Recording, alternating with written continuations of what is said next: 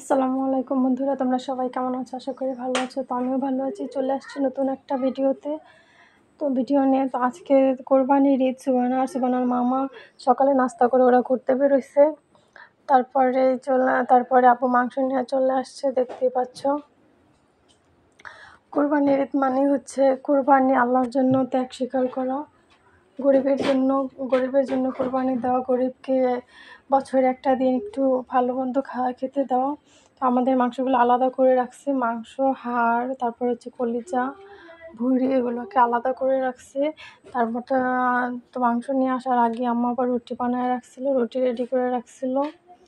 কারণ কোরবানির ঈদ মানে হচ্ছে রুটি মাংস খাওয়ার, মানে কোরবানির মানে হচ্ছে রুটি মাংস খাওয়া। কোরবানির আসলে রুটি মাংস খাওয়ার ধুম পড়ে যায়।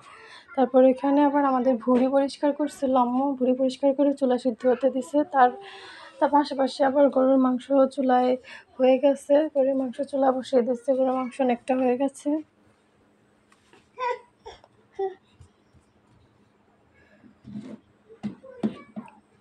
তো গরুর মাংসগুলোকে ভালোভাবে কষিয়ে, গরুর মাংসটা অনেকখানি সিদ্ধ হয়ে গেছে অলরেডি।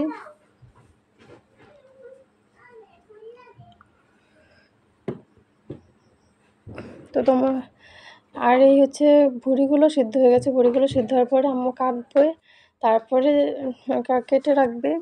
তো তোমাদের এটা কীরকম কাটছে কোরবানির ঈদ, অবশ্যই তোমরা কমেন্টে জানাবে।